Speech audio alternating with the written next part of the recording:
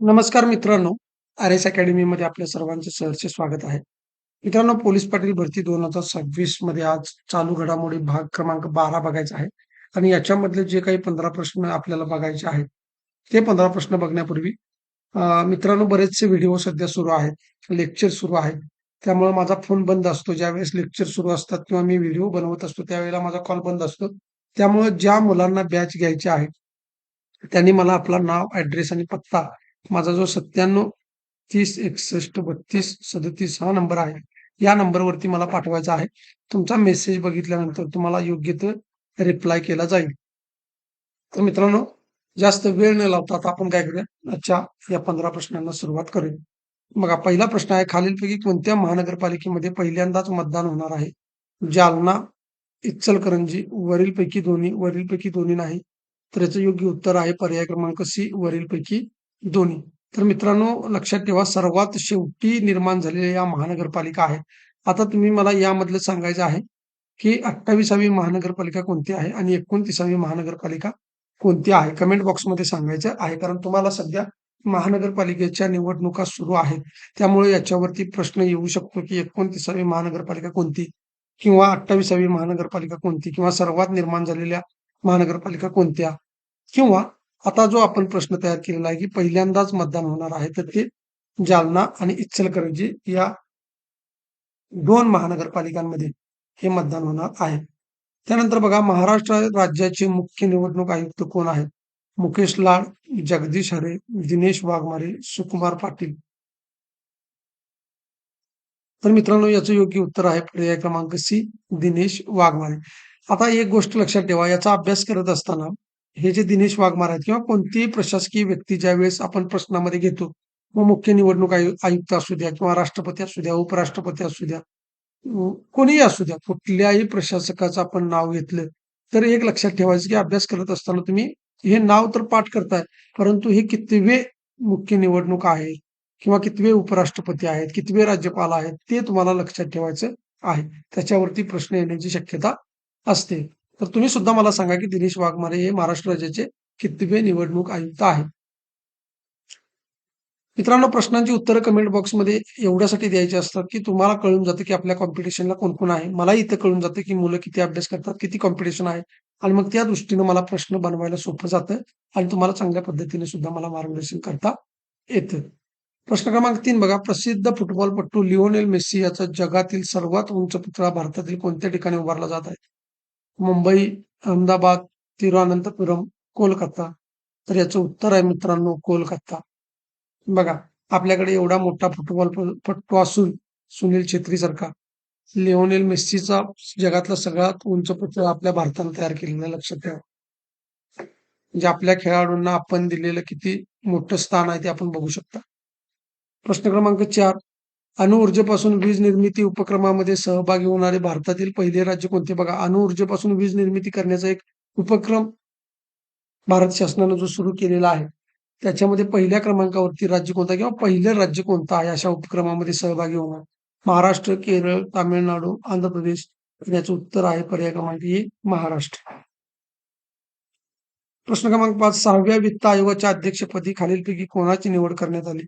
राहुल भारद्वाज, मानसिंग गायकवाड, नितीन करीर, प्रवीण परदेशी. तर याचं योग्य उत्तर आहे पर्याय क्रमांक सी, नितीन करीर. आता मगाशी मी जसं सांगितलं तशा पद्धतीनं हे कितवे आहेत अशा पद्धतीचा प्रश्न. तर इथं बघा, 6व्या वित्त आयोगाचे अध्यक्ष असतील तर ते कितवे असणार आहेत? 6वे असणार आहेत. तर अशा पद्धतीने तुम्हाला क्रमांक सुद्धा त्यांचा लक्षात ठेवायचा आहे. त्यानंतर बघा, प्रश्न क्रमांक 6, भारतीय महिला क्रिकेट संघाच्या निवड समितीच्या अध्यक्षपदी खालीलपैकी कोणाची निवड झाली? मिताली राज, डायना एडेलजी, अमिता शर्मा, अंजुम चोप्रा. तर याचं योग्य उत्तर आहे पर्याय क्रमांक सी, अमिता शर्मा. प्रश्न क्रमांक 7, मिथुन मिन्हास हे बीसीसीआयचे कितवे अध्यक्ष ठरले आहेत? 37वे, 38वे, 39वे का 40वे?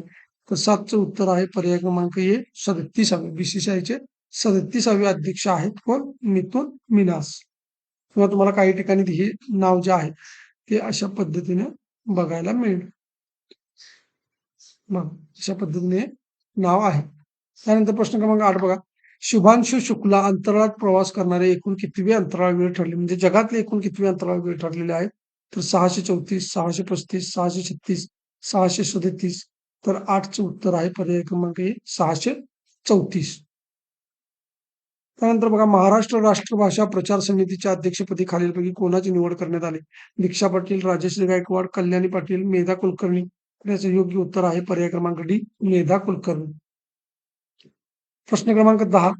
राम सुतार हे महाराष्ट्र भूषण पुरस्काराचे कितवे मानकरी ठरले? 21वे, 22वे, 23वे किंवा 24वे? तर 10चं उत्तर आहे पर्याय क्रमांक ए 21वे.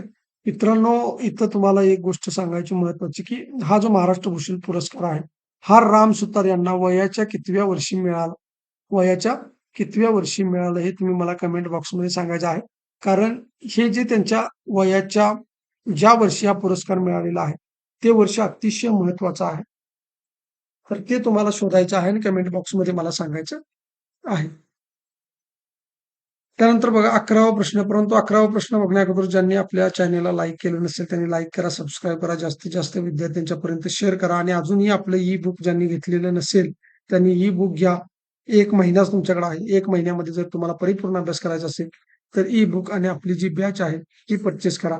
टेलिग्राम चॅनल जॉइन करा. तिथे तुम्हाला भरपूर प्रॅक्टिस मटेरियल दिलं जातं. तर या सगळ्या गोष्टी केल्यानंतर निश्चित तुम्हाला 60+ मार्क्स मिळणार आहेत हे लक्षात असू दे.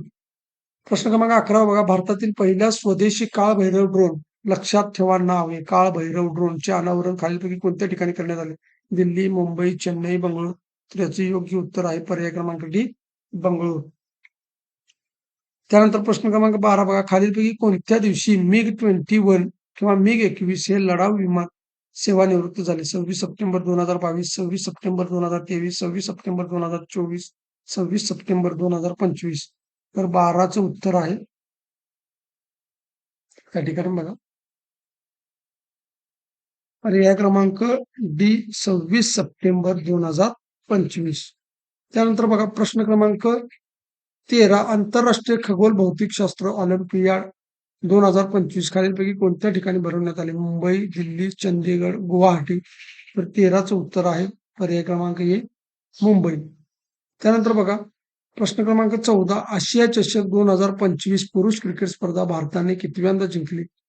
9, 10, 11, 12. आता ही जी आशिया चषक आहे क्रिकेट स्पर्धा ही भारताने एकूण कितव्यांदा जिंकलेली आहे? तर त्याचं उत्तर आहे 9व्यांदा. आणि प्रश्न क्रमांक 15 आणि शेवटचा प्रश्न. हॉल ऑफ इथं फिल्म झालेला आहे मित्रांनो, इथं फेम पाहिजे लक्षात ठेवा. हॉल ऑफ फेम मध्ये सहभागी होणारे महेंद्रसिंह धोनी. इथं काय पाहिजे? महेंद्रसिंह धोनी कितवे भारतीय ठरले? 10वे, 11वे, 12वे आणि 13वे. तर याचं योग्य उत्तर आहे पर्याय क्रमांक बी 11वे व्यक्ती ठरलेले आहेत की ज्यांना हॉल ऑफ फेम पुरस्कार मिळालेला आहे. तर अशा पद्धतीने मित्रांनो आपण आजचे हे जे काही 15 प्रश्न आहेत ते 15 प्रश्न बघितलेले आहेत. तर व्हिडिओ आवडला असेल तर नक्की चॅनलला लाईक करा, सबस्क्राईब करा. धन्यवाद.